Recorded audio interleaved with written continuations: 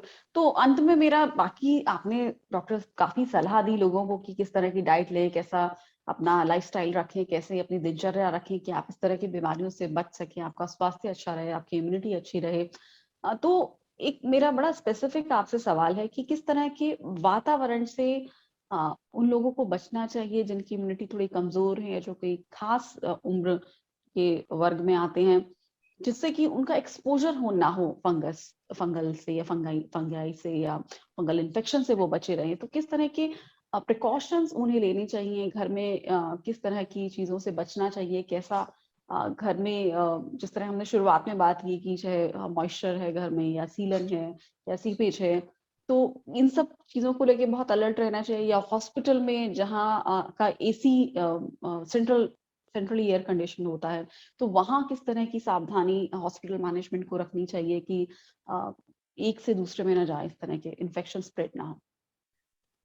बिल्कुल, fungal infection एक से दूसरे में तो संभावना बहुत कम होती है जाने की। अच्छा, जी। लेकिन जैसे हमने पहले भी चर्चा की कि जो स्वस्थ वातावरण है वो तो यही है कि आपका चाहे एक कमरे का घर है या आपका 2 कमरे का है, 3 कमरे का है, ये आपको सुनिश्चित करिए कि उसमें धूप अच्छे से आती है।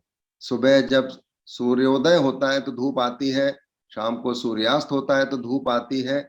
उससे आपको वैसे भी बहुत स्वास्थ्य के लिए बहुत अच्छी है। जो हमें जो सूर्य की जो रोशनी है, जो जी, उसकी सनलाइट है। गर्मी है, गर्मी के अलावा उसमें हमारे अब आजकल आप देखिए विटामिन डी की कमी हो रही है सब में, बिल्कुल, शहरों में, गाँव में, क्योंकि जो सूर्य को जो एक्सपोज़र है, जो हमें अपने हाथ और पैर वो करके, पहले लोग खेतों में काम करते थे या चल के जाते थे, अब गाड़ी में बैठ जाते हैं। तो जी, सन का जो एक्सपोज़र है, वो इतना कम हो गया है कि पूरे ज़्यादातर लोगों को पूरी दुनिया में विटामिन डी की कमी हो रही है इस वजह से, वरना तो ये तो नेचुरल वे में हमें एक्सपोज़र होगा, शरीर बना लेता है विटामिन डी, स्किन बना लेती है सन एक्सपोज़र से।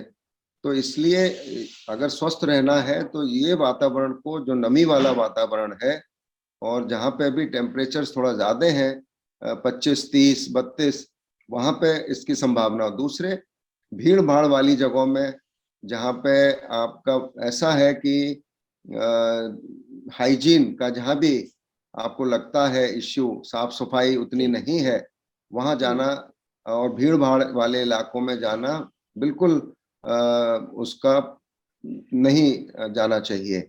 जिन लोगों को प्रतिरोधक क्षमता कम है, जैसे किडनी ट्रांसप्लांट हुआ है, तो बहुत जी, ज़्यादा उनको पार्टीज़ में, भीड़-भाड़ वाली जगहों में अनावश्यक नहीं जाना चाहिए। बहुत आवश्यक हो, अपना मास्क लगा के जाएँ। जी। और मास्क मैं इसीलिए आजकल कह रहा हूँ कि कोविड के लिए तो आप मास्क हुँ, लगाएँ, लेकिन पॉल्यूशन के लिए भी मास्क लगाएँ, और अगर वॉक जी, करने भी जा रहे हैं, तो भी मास्क, 2 मास्क लगा के जाएँ। तो कम से कम जो पार्टिकुलेट मैटर है, जो रुक सकता है उस मास्क हुँ, से, हुँ, हुँ।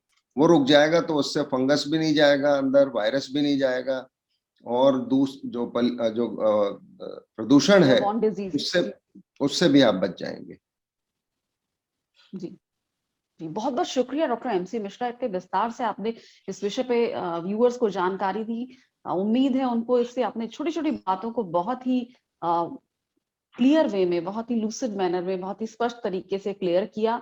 आपका बहुत-बहुत शुक्रिया। उम्मीद है कि धन्यवाद। हमारे जो दर्शक हैं, व्यूअर्स हैं, उनको इससे बहुत लाभ मिलेगा इस जानकारी से, और वो अलर्ट रहेंगे, सावधान रहेंगे, प्रिकॉशंस रखेंगे। जिस तरह की आपने सभी बातों पर विस्तार से चर्चा की, जानकारी दी, एक्सप्लेन किया।